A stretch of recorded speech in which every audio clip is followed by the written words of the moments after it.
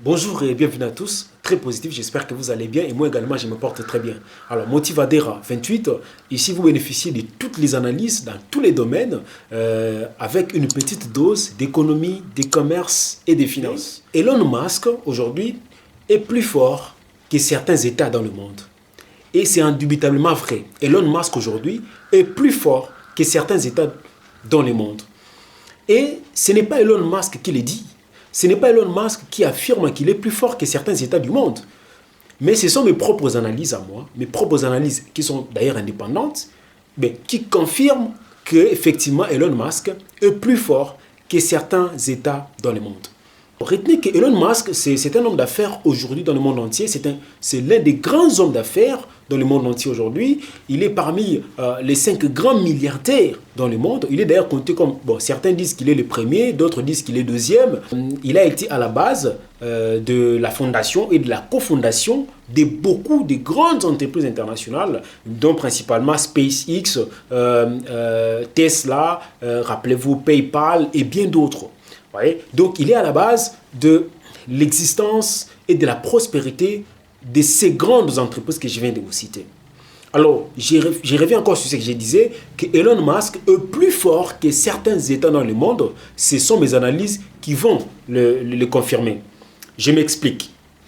Alors, vous savez que sur base d'une approche comparative, parce que je pars justement d'un certain nombre d'éléments de comparaison pour vous démontrer à suffisance qu'Elon Musk peut valoir certains États. Alors, le premier élément de comparaison, c'est d'abord sa fortune. Vous savez qu'aujourd'hui, la fortune, c'est-à-dire le patrimoine réel d'Elon Musk est estimé autour de 220 milliards de dollars américains. Bon, plus ou moins 220 milliards de dollars américains. Or, si vous prenez, je prends le cas des pays pauvres, surtout en Afrique subsaharienne, ou bien en Amérique latine, vous allez prendre 220 milliards, peut équivaloir au PIB, au produit intérieur brut, de 5 ou 6 pays pauvres en Afrique ou en Amérique latine. 220 milliards de dollars américains. Et si vous prenez en termes de budget de l'État, budget réel de l'État de chaque année, le 220 milliards d'Elon Musk peuvent égaliser à peu près 10 pays pauvres en Afrique subsaharienne ou bien en Amérique latine. Vous imaginez, ça c'est un premier élément de comparaison.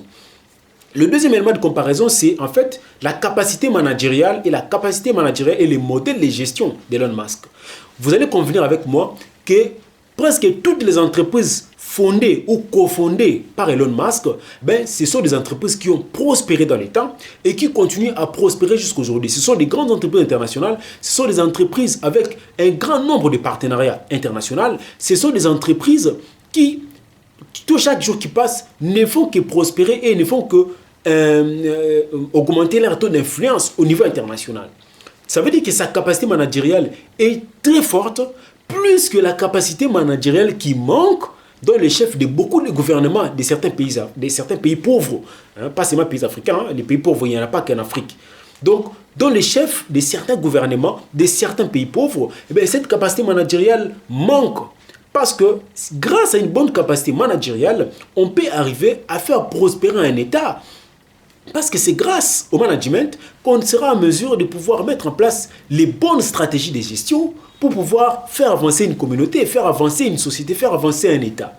Beaucoup d'États, beaucoup de gouvernements de plusieurs États pauvres manquent cela. Or, Elon Musk en dispose. Et cela se prouve par la prospérité que connaissent ces entreprises. Mais il n'y a pas que la capacité managériale et les modèles de gestion. Mais il y a aussi cet autre élément très très important. C'est la résilience de ces entreprises. Aujourd'hui, lorsque les gens observent ces entreprises, vous n'avez aucune idée des problèmes que ces entreprises ont connus au début, tout comme dans leur chemin, pour arriver au niveau où elles sont aujourd'hui.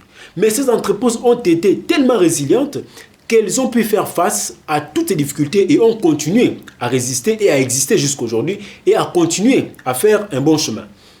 Or, cette capacité de résilience manque quand même dans les chefs de beaucoup d'économies du monde aujourd'hui, même entre guillemets puissantes. La capacité de résilience manque. Il suffit qu'il y ait un petit problème, un petit phénomène économique pour qu'il y ait perturbation, pour qu'il y ait déséquilibre au niveau de l'ensemble des économies du monde.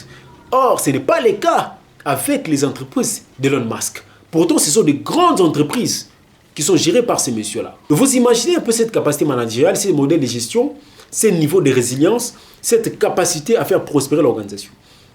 Or, tous ces éléments-là manquent dans beaucoup d'États. C'est pourquoi j'ai dit que Elon Musk, lorsque je vois ces éléments de comparaison, il y en a beaucoup, mais je cite juste ces quelques éléments-là, je me rends compte qu'Elon Musk paraît plus fort que certains États pauvres. Alors, ça, c'est une interpellation. C'est une interpellation au gouvernement de ces différents États qui sont pauvres. Un État, c'est une organisation qui peut être comparable à une entreprise. Parce qu'une entreprise aussi, c'est une organisation. Et dans une organisation, vous devez disposer d'un modèle de gestion, d'un modèle managérial. Vous avez une population. Dans un État, vous avez un personnel. Dans le cas d'une entreprise, vous avez les problèmes auxquels vous devez faire face. Et pour cela, il faut des bonnes stratégies de gestion pour relever les défis, affronter ces problèmes et faire avancer votre organisation. Donc, si de ce côté, Elon Musk, avec sa capacité managériale, arrive à faire avancer ces organisations, mais qu'est-ce qui empêche à ces différents gouvernements des différents États, bien que la nature des problèmes ne soit pas la même, mais les problèmes que nous partageons en commun l'emportent sur les problèmes que nous ne partageons pas en commun. Ce qui veut dire que si les uns parviennent à résoudre ces problèmes-là, ben nous aussi, nous avons la possibilité d'y arriver. Pourquoi est-ce que nous n'arrivons pas jusqu'à ce niveau-là? Donc, c'est une interpellation au gouvernement des pays pauvres. Il faut beaucoup travailler, avoir une bonne capacité managériale, un bon modèle de gestion et travailler davantage pour le bien-être de la population. Il n'est que de cette façon-là que nous ferons avancer nos sociétés, que nous ferons avancer nos États. Voilà la petite séquence que j'avais à vous partager aujourd'hui. Quant à moi, je vous dis à la prochaine et merci.